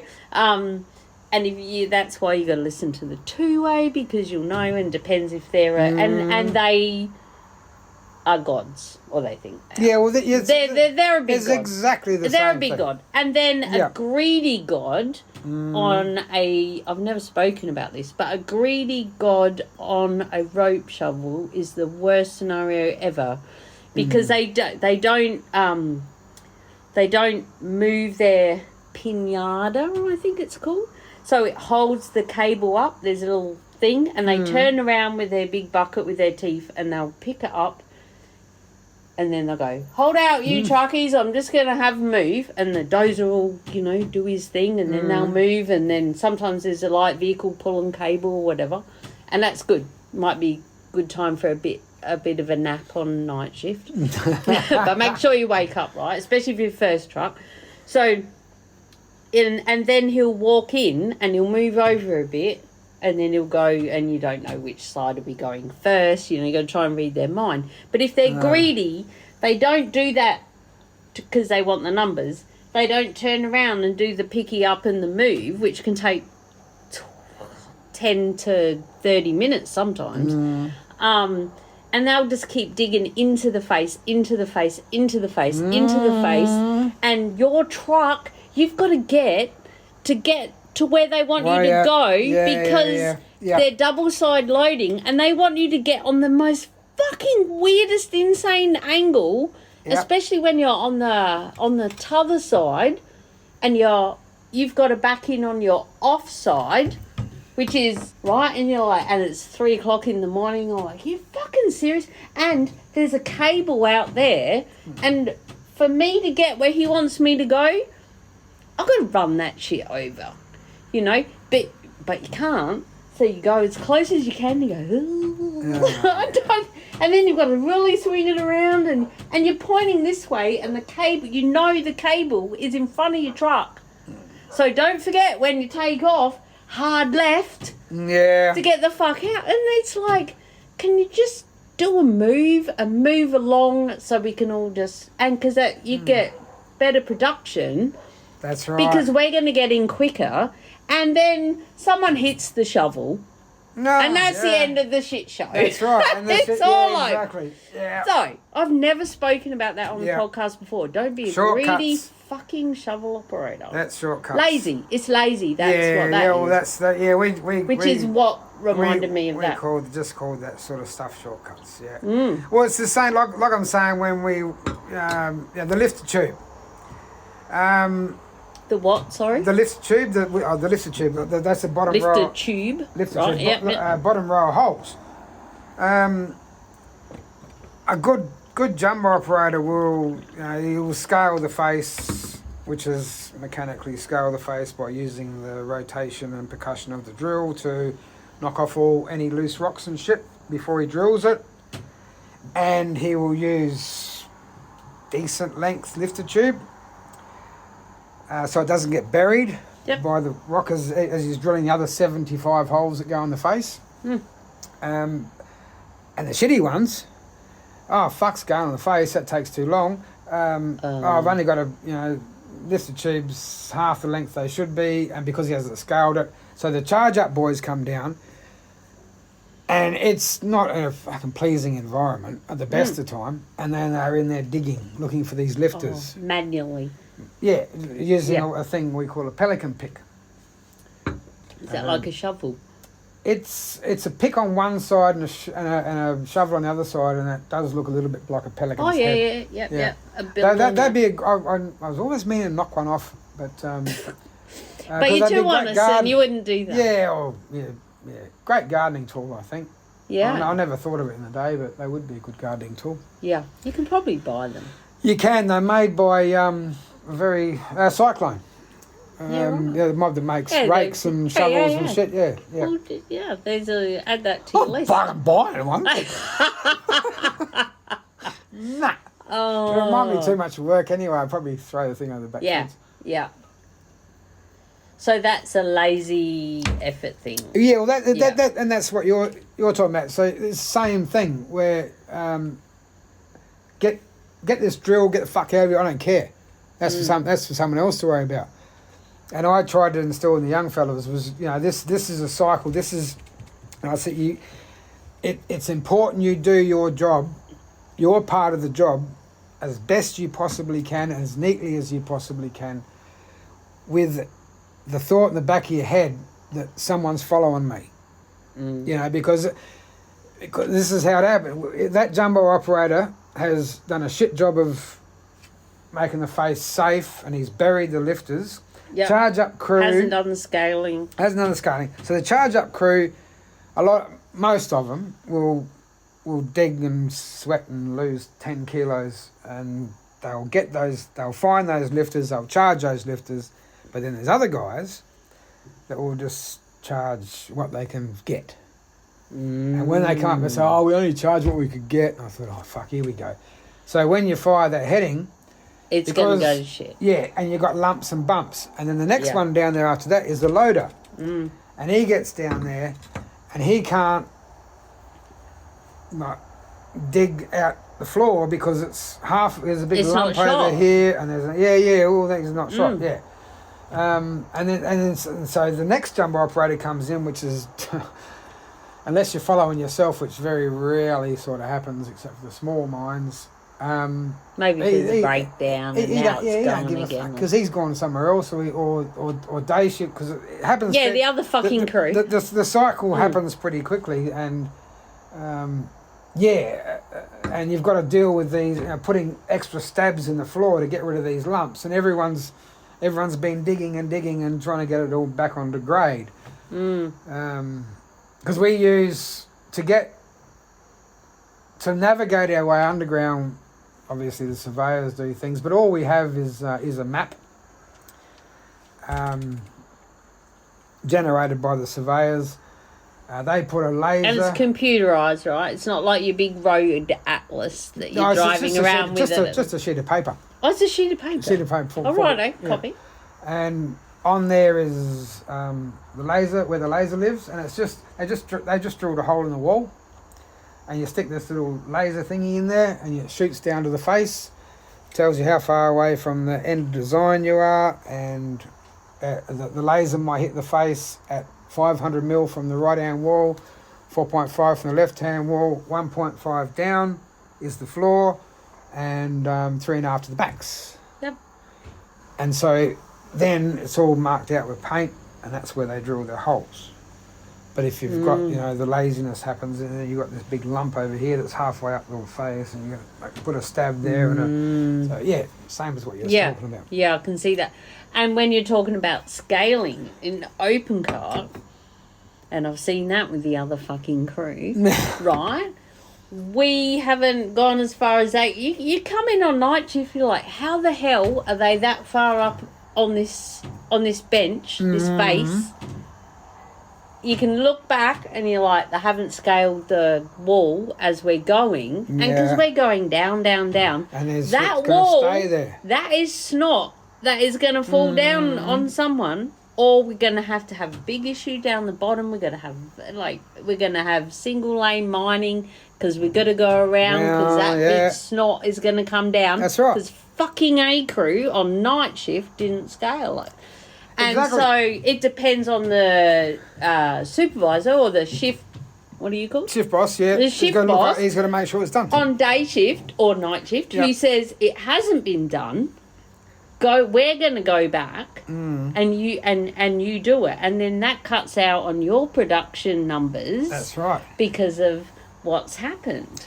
And We have if that's exactly a the same supervisor who isn't of that level, it doesn't happen. It's like, no, well, you know, we're going to keep going. We're going to beat them. And it's, oh, my God. The terminology might be different, but the mining is the same. It's the same.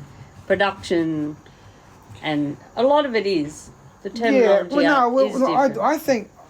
I don't think a lot of blokes, I don't think they think a lot about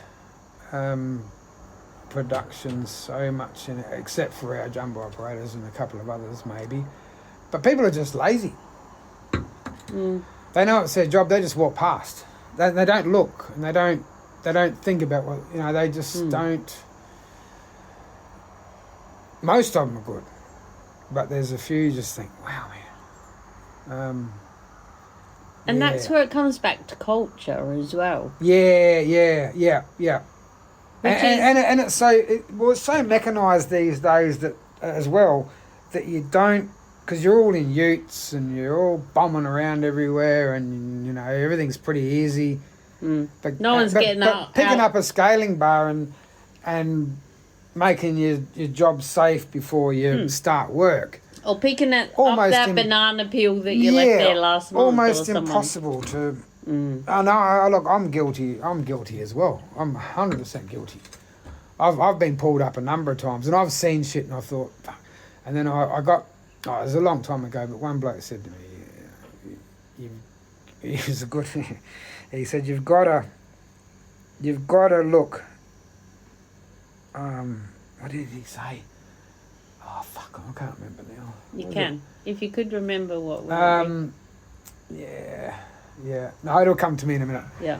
Well, Ray Finessi's name was anyway. I'm just trying to think the way how he said it. It was fucking priceless. It'll come to me. Right, keep going. Sorry. I remember we had a superintendent, so our next level up from you. What did you call them?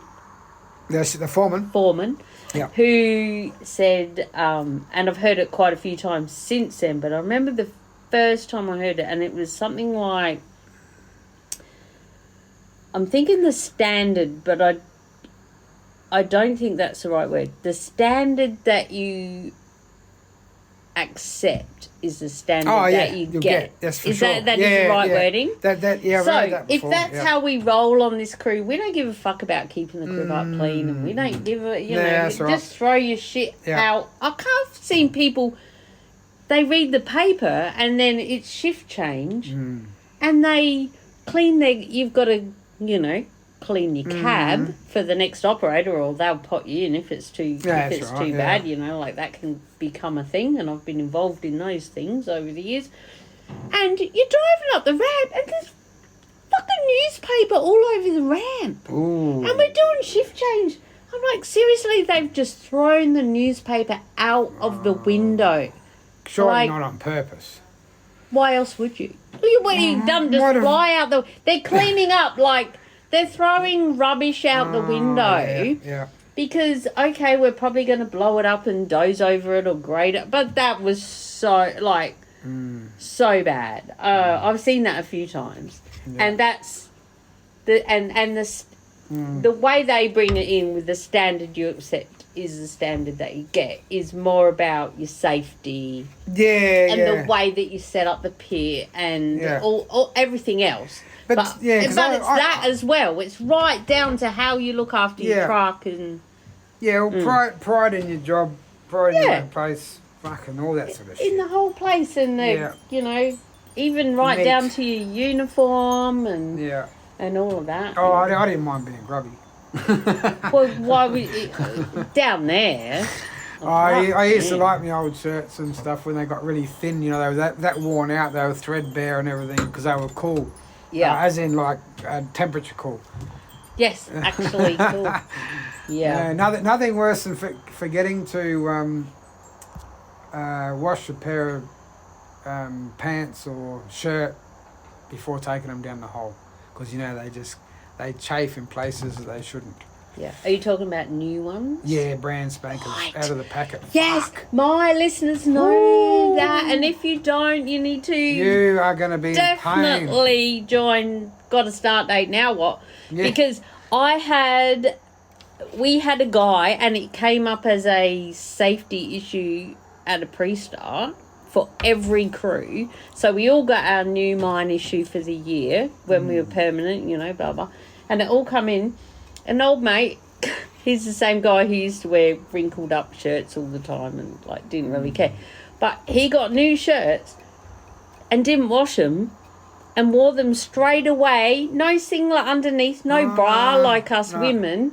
And he got infected nipples. I was about to say... Because it was rubbing all day and it became a thing and we all know who it was. Yeah, I was going to say Band-Aids on the nipples next. Yeah. Right? And people don't understand that. So that is one of the...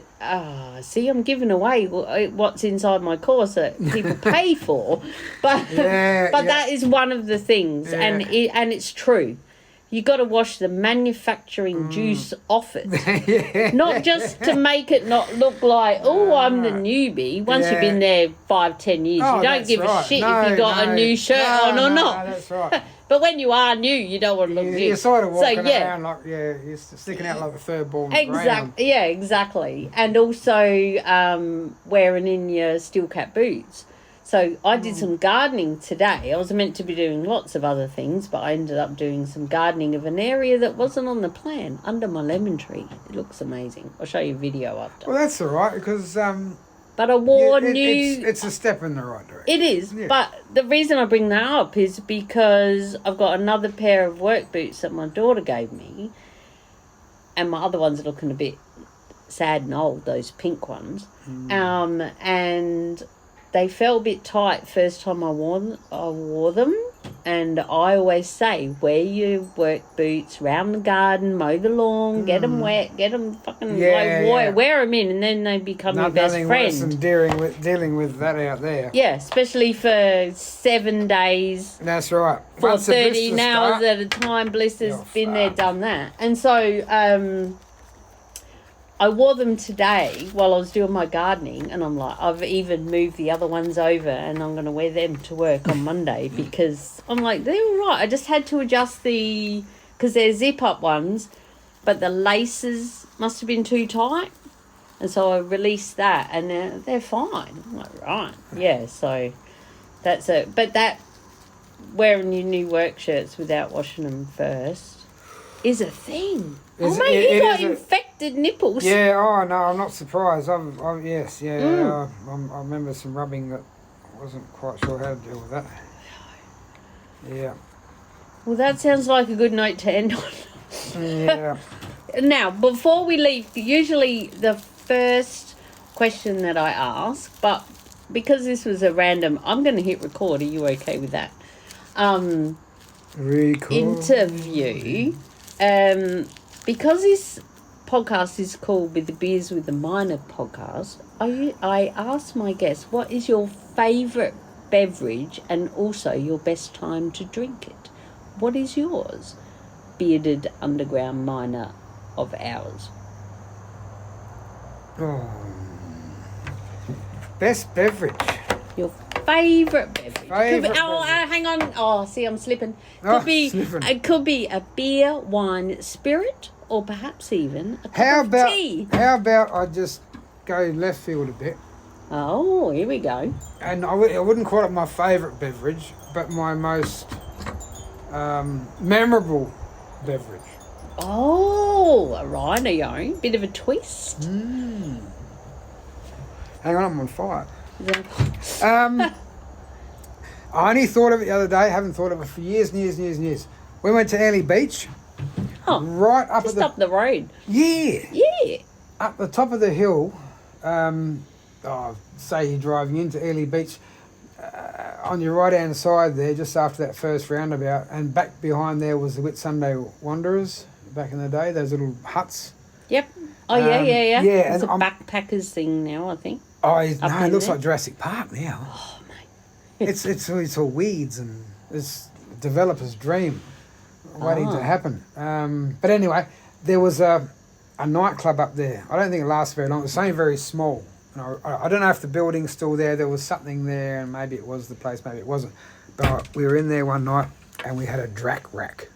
A what? A drac rack. Is that a drink? It's a drink. No. And it cost a small fortune. And it came out, and there were 7 test tubes. 7? 7 test tubes in a rack. And it started off with not much red stuff, and then there was more blood in each one. And it was the bottom of it, this is from memory, it could have been all different, but I can sort of remember it as being like a clear liqueur, and then there was a couple other little colours, and then there was this little bit of red on the top. Yep. And the next one was less of that and more of that, and it went down. Yeah. And then, and the thing, and by the time you got through the 7, standing up to get the next one. So what was the red? I don't know what any of it was. You don't know what... No, would not have a bloody clue. Oh my God. But it was just a collection of liqueurs, I think. Yeah. Maybe that clear one might have been something like, was it called? Like a tequila Bacardi. Or... No, it was definitely not bitter, and it was very sweet. Yeah. I remember it being very sweet. Wow, that's great. I don't know, but maybe Bacardi, I don't know. You know, all those Voc things. It would have been a heap of those sort of stuff. Yeah. But, I think it was a... That is very memorable, especially way back then. Yeah. Well, I only just... I'd completely forgotten about it. And then we drove past and went, but that was where I'm pretty sure that's where we got the drac racks. The drac racks. Oh, my God. And what is your normal drink? What's your normal go-to over in WA? I go to beer, obviously. I go to Great Northern. I am a big fan of a thing I call a silver bullet, which is Sapporo cans, 600ml cans of Sapporo, that Japanese beer. Oh, right, yeah. You get it most places. But it has to be the steel, not the slender steel. It's not the slender can. It's got to be the steel one that's shaped like a schooner glass. Oh, a can? A can. Shaped like... Oh, it's really That's nice. Put that on the list for when I come visit. Oh, there'll be definitely some there. Yeah. I normally have a couple of those, and that's like a bit of a ramping up thing. I like them a lot. They're good. Don't like the bottles. Well, the bottles are made or bottled here in Adelaide with Cooper's. Cooper's got a license to bottle the. Comes out righto. Yeah. And then there's a can. I think there's a normal can, and I think that's the same sort of thing. But this one is imported from Nippon. Right. Straight on over. It's the real McCoy. Yeah. And these cans are quite fantastic. I kept a few because I bought a small, because they come in cartons of 12. Yep. About $70 for a carton, so I don't do it very often.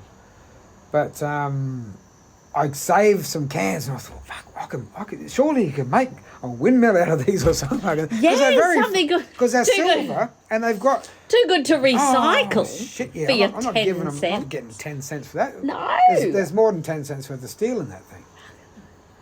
Oh. Well, thanks for coming on the podcast.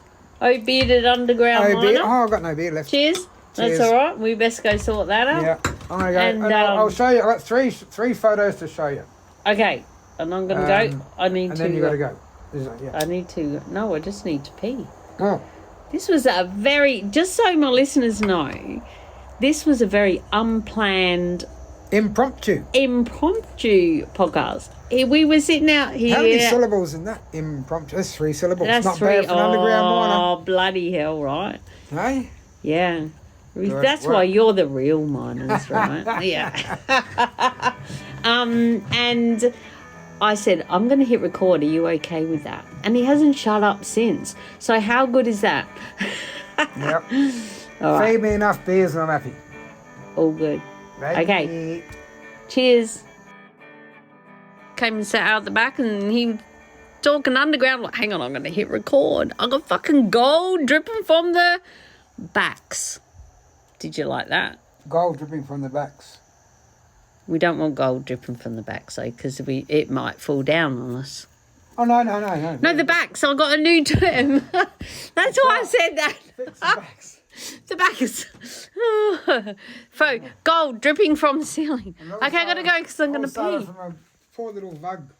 A vug. Did we even talk about the vug? I don't know. I don't think we did. Right.